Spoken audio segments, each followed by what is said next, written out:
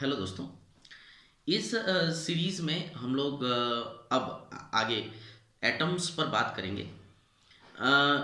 Atoms या atomic physics का जो चैप्टर है आपका, इस चैप्टर में पहले नज़र डाल लेते हैं हमें क्या क्या पढ़ना है। तो दोस्तों, हम लोग एटॉमिक फिजिक्स के बारे में बात करेंगे। ये जो चैप्टर है, इस चैप्टर में हमें पढ़ना क्या क्या है। इस चैप्टर में हमें पहले जानना है कि एटम क्या होती है। फिर हम लोग देखेंगे डाल्टन्स एटॉमिक थ्योरी।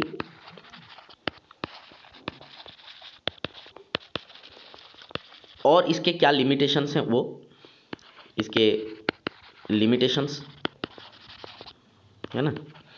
फिर हम लोग देखेंगे pre atomic model discovery.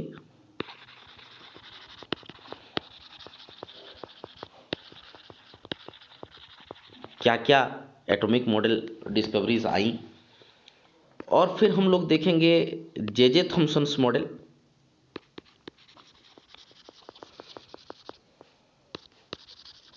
Model of atom. फिर हमें यहाँ पर देखना है इसके क्या लिमिटेशंस थे, जे जे थॉमसन्स मॉडल के। फिर हम लोग देखेंगे गोल्ड फॉयल एक्सपेरिमेंट।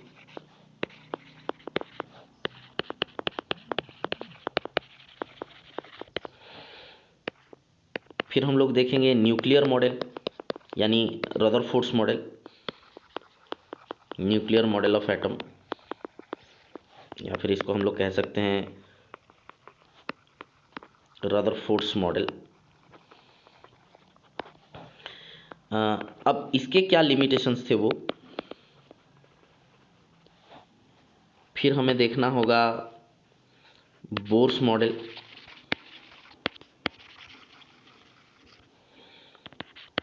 फिर हम देखेंगे bourse theory of H atom.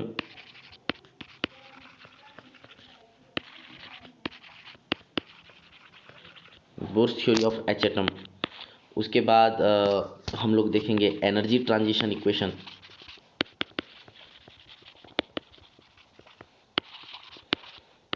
हमें देखना होगा कि बोर्स एटॉमिक मॉडल के क्या लिमिटेशंस थे,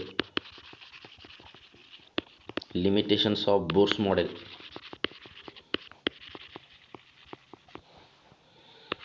और हमें देखने हैं फिर हाइड्रोजन स्पेक्ट्रम। फिर एक एनर्जी लेवल डायग्राम।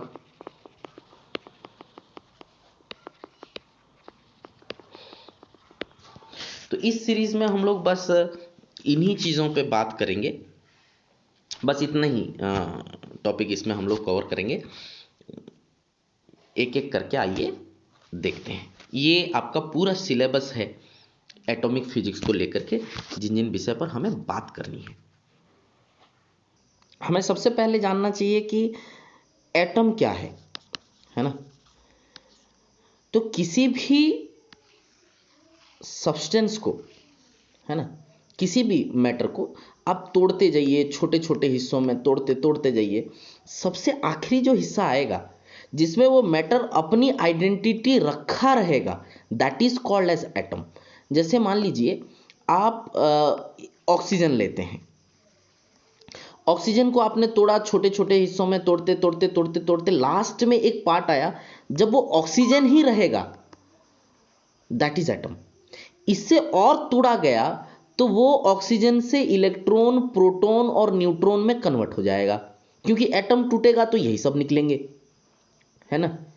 तो जब तक वो ऑक्सीजन बना रहे, उसका सबसे छोटा फॉर्म जो है वो होता है एटम। तो हम लोग कह क्या सकते हैं, इसको डिफाइन करेंगे तो कैसे डिफाइन कर सकते हैं। हम लोग इसे डिफाइन कर सकते हैं कि it is the smallest form of matter, form of matter to which it can keep its identity।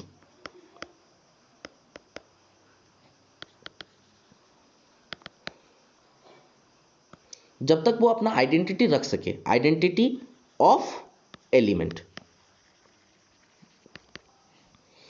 वो ऑक्सीजन है तो ऑक्सीजन बनने की आइडेंटिटी रख सके, वो हाइड्रोजन है तो हाइड्रोजन बने रहने की आइडेंटिटी रख सके, that is what is called as an atom. अब इसकी इंडिपेंडेंट एग्जिस्टेंस हो भी सकता है, नहीं भी हो सकता है। It can independently exist, cannot do, or we can say कि it may or may not have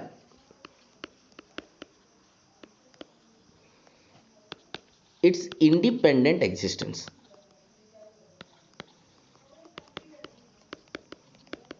ये अपना इंडिपेंडेंट एग्जिस्टेंस रख भी सकता है, नहीं भी रख सकता है। अब ये जो है केमिकल रिएक्शन में पार्टिसिपेट जरूर कर सकता है, इट कैन पार्टिसिपेट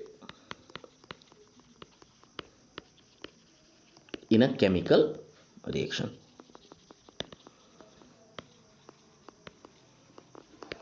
तो ये सारे कैरेक्टर्स, बेसिक कुछ कैरेक्टर्स हैं किसी भी एटम के बारे में, ठीक है दोस्तों।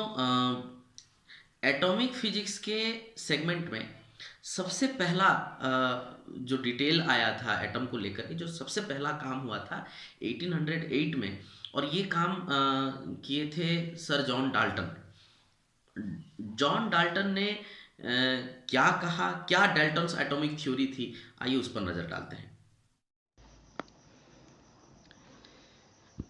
अपना टॉपिक है Dalton's atomic theory.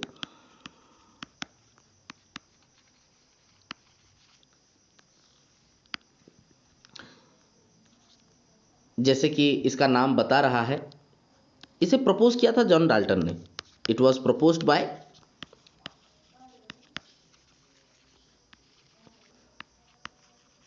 John Dalton. According to this theory,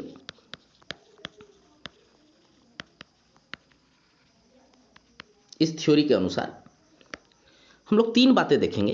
पहला, atom is the smallest indivisible form of matter.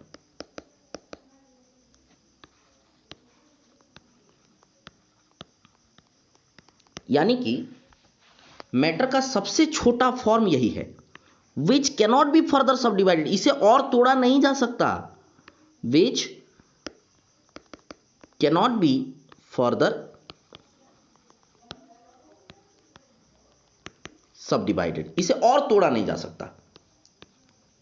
दूसरा, कि अगर वो सेम एलिमेंट के एटम हैं तो वो हर कैरेक्टर में सेम होंगे। Atoms of same elements are same in all respect. अब ये कहने का मतलब ये होता है कि मान लीजिए आप दो एटम लेते हैं, ये भी हाइड्रोजन के, ये भी हाइड्रोजन के, तो इस एटम का atomic number, mass number, volume, valency, density, इसके भी atomic number, mass number, volume, valency, density, ये सब आइडेंटिकल होंगे। ए एटम के जैसा होंगे, बी एटम के भी एग्जैक्टली हूबहू वैसा होंगे। कोई चांस ही नहीं है कि दो सिमिलर एटम, एक ही एलिमेंट के दो एटम किसी भी कैरेक्टर में एक दूसरे से अलग हो जाएं। कोई चांस ही नहीं है कि एक एलिमेंट के दो एटम किसी भी कैरेक्टर में एक दूसरे से अलग हो जाएं, है ना, कोई पॉसिबिलिटीज ही नहीं है उसका, ठीक है। तो ये कहना था। दूसरा उन्होंने कहा, तीसरा क्या कहा, तीसरा इनका कहना यह था कि कभी भी दो अलग अलग एलिमेंट्स के एटम किसी भी कैरेक्टर में मैच नहीं करेंगे। एटम्स ऑफ डिफरेंट एलिमेंट्स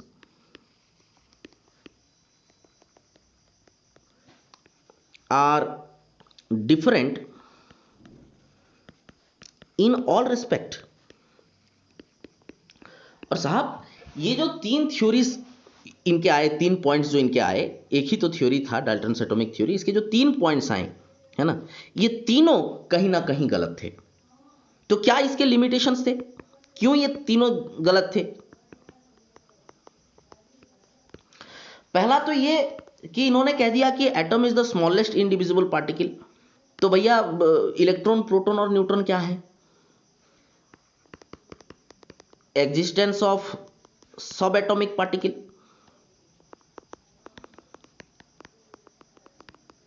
क्या क्या sub atomic particle? Electron, neutron, proton, इन सब का क्या? इन सब के चलते ये तो further cannot be sub divided वाली बात तो रही नहीं, तो इट कैन बी फर्दर सब डिवाइडेड। तो पहली थ्योरी जो है वो हो गई, पहली जो पोस्टुलेट थी वो हो गई गलत। दूसरा उन्होंने कहा कि atoms of same elements are same in all respect, तो सभी कैरेक्टर में सेम होना चाहिए, तो फिर आइसोटोप्स क्या है? आइसोटोप्स क्या होते हैं? आइसोटोप्स होते हैं, these are atoms having same atomic number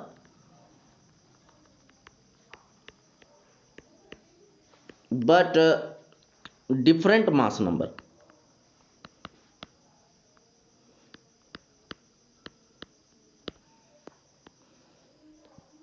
है ना? एटॉमिक नंबर सेम लेकिन मास नंबर अलग अलग होंगे, जैसे कि carbon C614, carbon C612। Element के एटॉमिक नंबर सेम है। एटॉमिक नंबर सेम होने का क्या मतलब होता है भैया?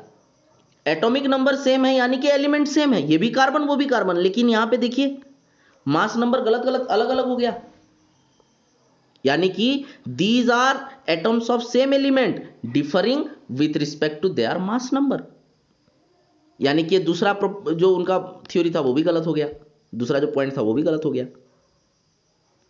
तीसरा उन्होंने कहा कि atoms of different element are different in all respect, सभी वो कैरेक्टर में वो अलग अलग होंगे, ऐसा तो नहीं हो सकता। क्यों? क्योंकि एक टर्म है आइसोबार। अब आइसोबार्स क्या थे? These are the atoms having different atomic number, atomic numbers इनके अलग हैं बट सेम मास नंबर।